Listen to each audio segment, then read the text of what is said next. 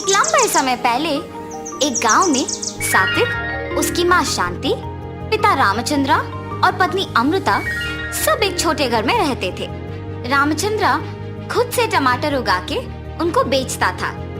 सात्विक को उसके पिता का काम नहीं पसंद था क्योंकि उसके लिए बहुत मेहनत करनी पड़ती थी।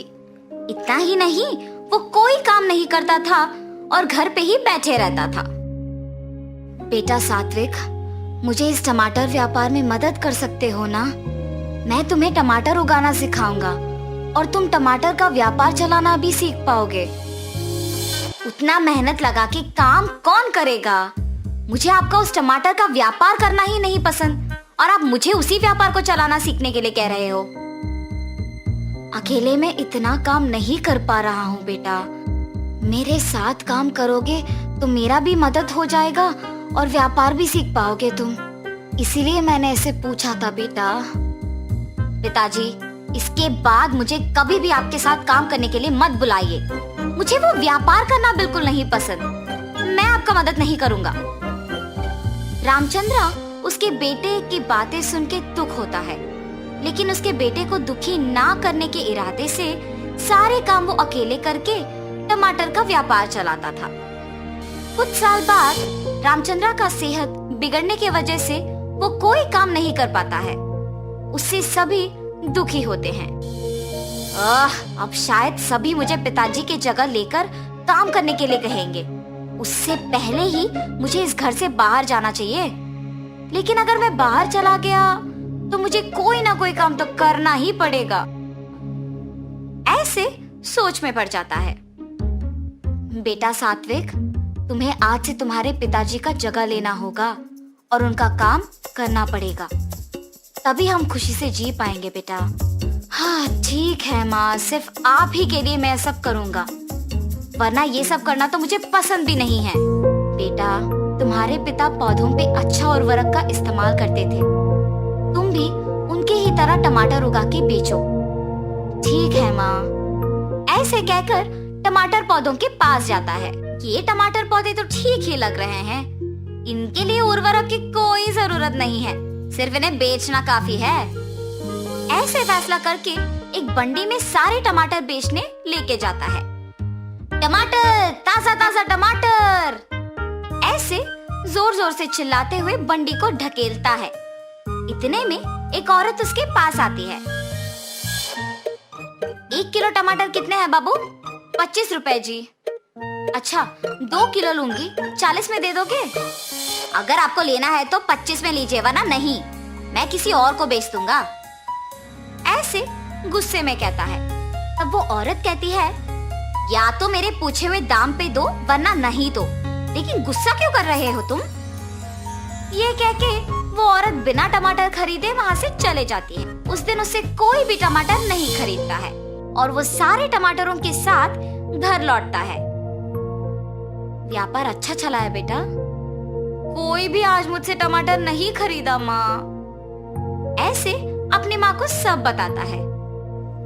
इस गुस्से के साथ व्यापार नहीं कर पाओगे बेटा। अगर तुम अपना व्यवहार बदलोगे तो ही लोग तुमसे टमाटर खरीदेंगे। ठीक है माँ। ऐसे कहता है, मगर वो उसका व्यवहार नहीं बदलता है और ऐसे ही टमाटर बेचता है। इसके कारण कोई भी उससे टमाटर नहीं खरीदते थे और वो सारे टमाटर घर वापस लाता था। हर रोज टमाटर बेचे बिना वापस घर लाने पर उसकी माँ भी उसे कुछ नहीं कहती थी और पके हुए टमाटरों से अचार बना के बेचना शुरू करती है। उनका बनाया हुआ अचार स्वादिष्ट रहने पर बहुत लोग उनसे ये अचार खरीदते थे। कुछ ही दिनों में टमाटर के पौधों का ठीक से ख्याल न रखने पर वो कम मात्रा में उगते थे और उगे हुए वो थोड़े टमाटर भी शांति को अचार बनाने में ही खत्म हो जाते थे। अगर मैं उसी दिन पिताजी का बात मान लेता तो आज माँ को ऐसे मेहनत करने की जरूरत नहीं पड़ती और वो इतनी उम्र में ना सिर्फ अचार बना रही है मगर उसे बेच भी रही है। मैं तो उनसे उम्र में भी छोटा हूँ और उनसे ज्यादा काम भी कर सकता हूँ और मुझे यहाँ सिर्फ टमाटर को बेचना ही इतना मुश्किल लग रहा है। क्यों? उसकी माँ को ही पूछने का फैसला करता है। माँ, मैं आपसे उम्र में छोटा हूँ, लेकिन मेरे लिए टमाटर का व्यापार करना ही मुश्किल लग रहा है। आप इतने उम्र में भी इतना काम कैसे कर पा रहे हो? सब आपके बनाए हुए अचार को बहुत पसंद कर रहे हैं और खरीद रहे हैं। आप ऐसे कैसे कर पा रहे हो माँ? बेटा, अगर कोई काम को करना है तो उसे पसंद करना बहुत ही जरूरी है। अगर कोई भी काम को करना पसंद करोगे तो जितना भी मुश्किल हो आसान बन जाएगा।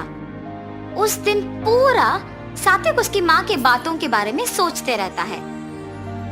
क्या सच में अगर कोई नापसंद काम को पसंद करना उसे आसान बना देगा? सच हो या ना, मुझे इस बार अपना टमाटर के व्यापार को पसंद करके दोबारा कोशिश करना चाहिए। ऐसे उसकी माँ की बात को सुनकर टमाटर के पौधों पे उर्वरक का इस्तेमाल करते हुए टमाटर उगा के उन्हें बेचना शुरू करता है। टमाटर टमाटर, अच्छी उर्वरक का इस्तेमाल करके घर पे ही उगाए हुए ताजा ताजा टमाटर। बाबू, 1 किलो का दाम कितना है? 25 रुपए साहब। मुझे 3 किलो के टमाटर 60 रुपए में दे दोगे? ये घर पे उगाए हुए टमाटर है साहब, 3 किलो 70 रुपए में लीजिए ना। ठीक है, तुम कह रहे हो ना कि घर पे उगाए हुए हैं। ठीक है, 70 में दे दो। अपने व्यवहार बदल के टमाटर खरीदने के लिए आए हुए ग्राहक से अच्छी तरह से बात करने के कारण उस दिन सारे टमाटर बिक जाते हैं। माँ, आज कोई टमाटर नहीं बचे, मैंने सारे बेच दिया। ऐसे कह के खुशी से अपने माँ को सारे पैसे दे देता है। माँ, आपने सच कहा, अगर कोई नापसंद काम को पसंद करके उसमें अपना मन लगाते हैं तो वो बहुत आसान बन जाता है। तब से सात्विक अच्छे उर्वरक का इस्तेमाल करके ज्यादा मात्रा में टमाटर उगाता था।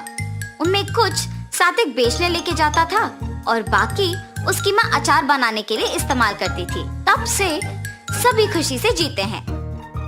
तो इस कहानी का नैतिक क्या है? कोई भी काम चाहे कितना भी मुश्किल क्यों ना हो, उसे पसंद करने पर आसान बन जाता है। भूमेश्वर नामक गांव में याकूब नामक एक टोकरी वाला रहता था। याकूब बचपन से ही अपनी माँ को टोकरी बनाने में मदद करते खुद बनाना सीख गया था। उसकी माँ का बीमारी के कारण देहांत हो जाने के बाद अकेले टोकरी का व्यापार चला रहा था। एक दिन में 25 से 30 टोकरी बनाने का सामर्थ्य बन गया था। हर रोज जंगल में जाकर टोकरी बनाने के लिए जरूरी चीजें इकट्ठा करके उनको दुकान ले जाके अपना काम शुरू करता था। जितने कर सकता था उतने टोकरी बना के बेचता था। आए हुए आमदनी से घर के लिए जरूरी चीजें खरीद कर बचे हुए पैसों को 2 अलग अलग पेटियों में इकट्ठा करता था। ऐसे ही एक दिन जब याकूब अपने दुकान में काम करते व्यस्त था, एक 13 साल का बालक वहां पे आके याकूब से भीख मांग रहा था। भैया 2 रुपए, बस 2 रुपए दीजिए भैया। बच्चे को ऐसे देख याकूब उसको 2 रुपए देता है। अगले दिन हर रोज की तरह जब याकूब अपने ही काम में मग्न था, तो कल जो बालक आया वही बालक वापस आके उसे भीख मांग रहा था। ऐसे उसका रोज आना देख याकूब पूछता है, तुम्हारा नाम क्या है? ऐसे हर रोज क्यों भीख मांग रहे हो बेटा? मेरा नाम वासु है भैया, ऐसे भीख मांगने से ही मुझे खाना मिलती है भैया।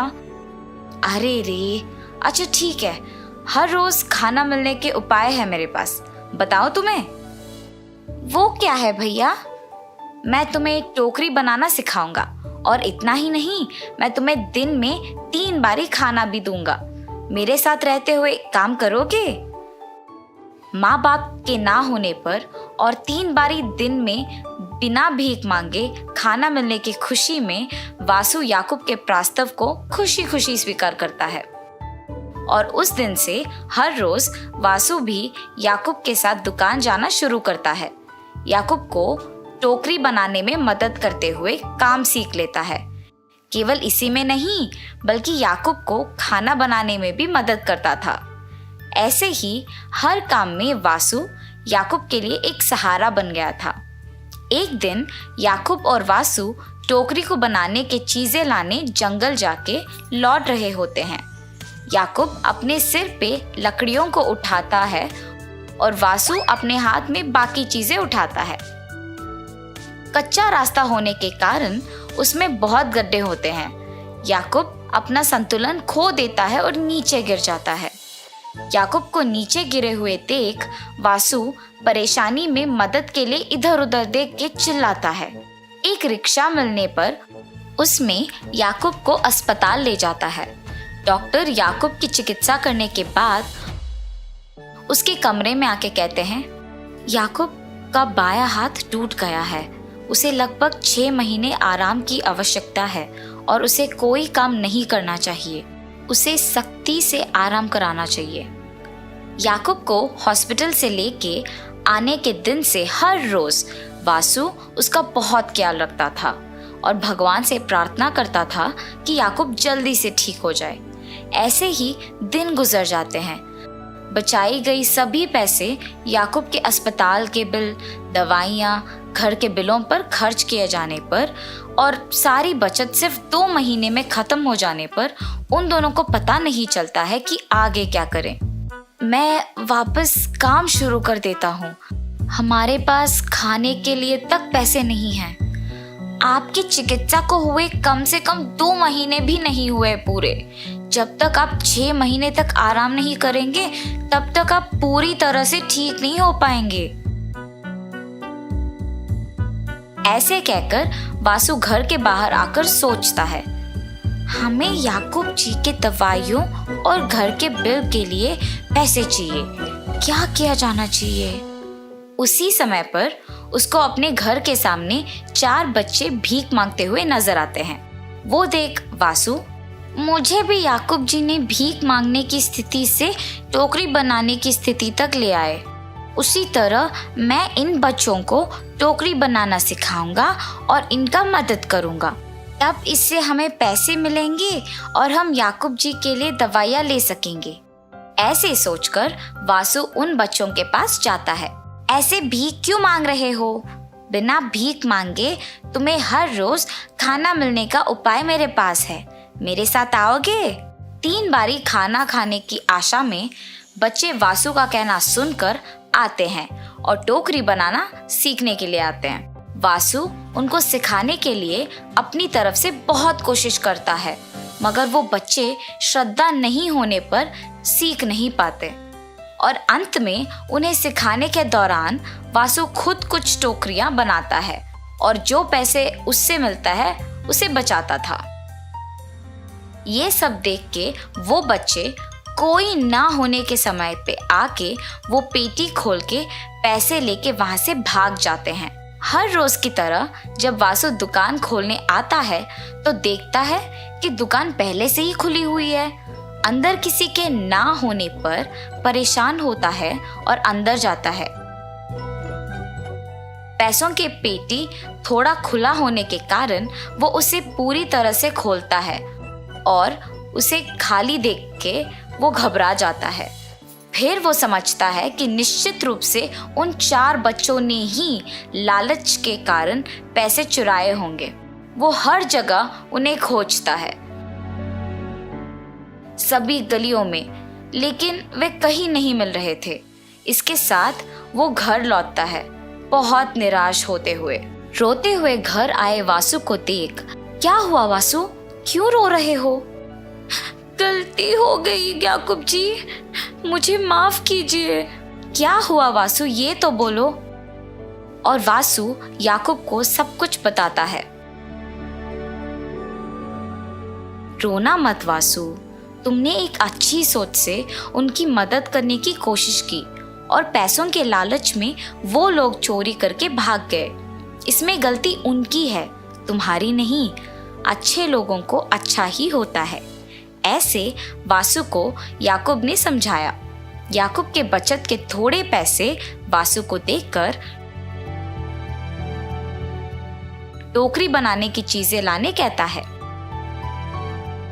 वासु के लाए चीजों से टोकरी बनाने में याकूब से जितना हो सके उतना मदद करता है और वासु को अपना साइकिल देके टोकरियां बेचने बाहर भेजता है। और ऐसे ही दोनों से जितना हो सके उतना काम करके पैसा कमा के खुशी से जीते हैं। इस कहानी का नैतिक है, ये जरूरी नहीं है कि गलत करने वालों से हम अच्छे से ना पेश आए। उनके बर्ताव से उनका स्वभाव पता चलता है और तुम्हारे बर्ताव से तुम्हारा स्वभाव पता चलता है। दूध वाला। बिकनूर नामक एक नगर में रहता था एक राजा चंद्रसेना।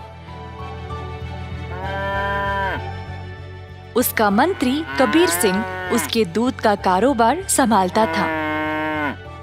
उन्होंने बहुत सारे स्वस्थ गायों को पाला जो अच्छा और गाढ़ा दूध देते थे। ये दूध सारे गांव में बेचा जाता था।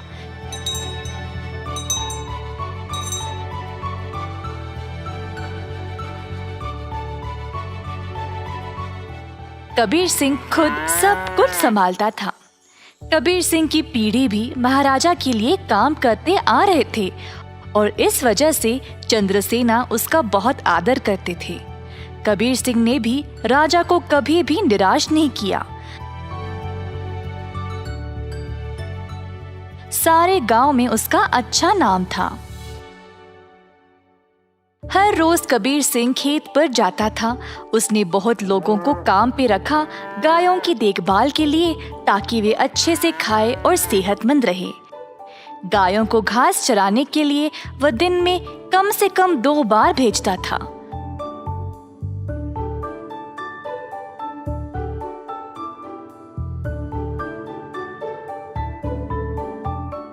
वह हमेशा ध्यान रखता था कि दूध साफ सुथरा रहे।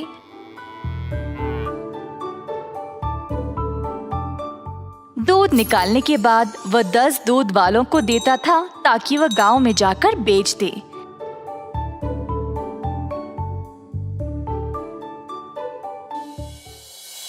दूध वाले कबीर सिंह को पैसे देते थे और कबीर जाकर चंद्रसेना को। चंद्रसेना ने देखा कि कैसे कबीर ईमानदारी से काम करता था और उस पे पूरा भरोसा रखा। महाराज कबीर के साथ अच्छा बर्ताव करते थे और कबीर राजा के बारे में भी अपने बहनों को बताया करता था। एक दिन जब कबीर घर वापस आया तो उसने अपने बहनों को बहुत गुस्से में और परेशानी में देखा। क्या बात है, तुम सब इतने गुस्से में क्यों हो? हम तीनों की उम्र हो गई है शादी के लिए, पर क्या फायदा, शादी के लिए पैसे ही नहीं है। कपड़े और गहनों को छोड़ो, हमारे पास खाने पीने के लिए पैसे काफी नहीं है। मैं तुम लोगों के लिए ही इतना मेहनत करता हूँ, अगर इससे भी खुश नहीं हो तो मेरी सारी मेहनत ही बेकार हो रही है। आप तो महाराजा के मंत्री हो ना, पर आप अपनी आमदनी किसी भी जरूरतमंद को दे देते हो। और आप दूध का कारोबार भी संभाल रहे हो ना अकेले, उसमें भी कोई मुनाफा नहीं मिल रहा है आपको। ऐसा क्यों? शायद हमारी कोई फिक्र नहीं है, इसीलिए। तीनों बहनें रोने लगी और कबीर को बहुत बुरा लगा। अब तुम सब मत रो, मुझे बर्दाश्त नहीं होता। अब बोलो मैं क्या करूं? मैं वही करूंगा। वैसे आपको ज्यादा कुछ करने की जरूरत नहीं, आप दूध का सारा कारोबार संभालते हो ना। अगर आप उसमें थोड़ा पानी मिलाकर बेचोगे तो आप ज्यादा बेच पाओगे। हाँ, और अधिक दूध से आप ज्यादा मुनाफा भी कमा सकते हो। पर ये तो धोखा हुआ, मैं राजा के साथ ऐसा नहीं कर सकता। कबीर सिंह ने ऐसा करने से मना कर दिया था, पर उसकी बहनों ने उसको भावुक करके जैसे तैसे उससे ये काम करवा ही दिया। कबीर सिंह अक्सर कमाए गए पैसे राजा को देता था और बाकी के पैसे अपनी बहनों को देने लगा। मुझे ऐसा करना नहीं पसंद, ये आखिरी बार है, इसके बाद मुझे ये सब करने के लिए नहीं बोलना। कबीर की बातें सुनकर बहनों ने उसको पैसे वापस किए और घर छोड़कर जाने का नाटक करने लगी। कबीर के पूछने पर तीनों ने धमकी दी कि वे घर छोड़कर चले जाएंगे। मजबूर होकर कबीर को उनकी बात माननी ही पड़ी। कमाए गए पैसे राजा को देकर अधिक पैसे अपनी बहनों को देने लगा। ये सिलसिला कई दिनों तक चलता रहा। कुछ ही समय में कबीर की बहनें नए नए साड़ियां और गहने खरीदने लगे और अच्छा खासा खाने भी लगे। उनकी जिंदगी ही बदल गई। घर पर बैठे बिना तीनों सज धज के बाहर घूमने लगे, सबके आगे दिखावा करने के लिए।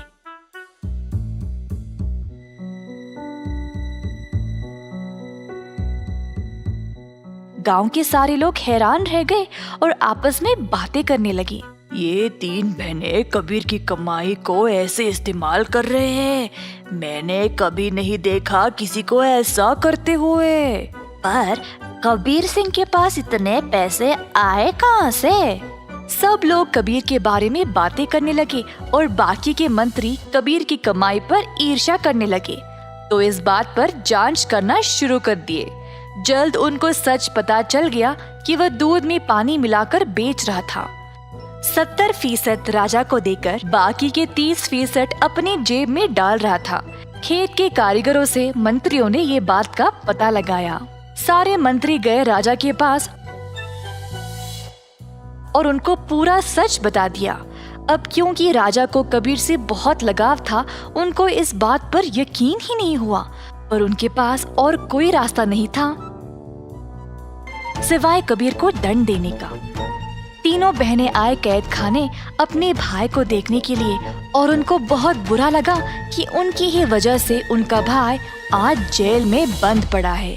बहनों को अपनी गलती का एहसास हुआ और तीनों गए महाराजा के पास और उनको सब सच बताया कि असल में ये सब उन तीनों की ही गलती है और कबीर दोषी नहीं है।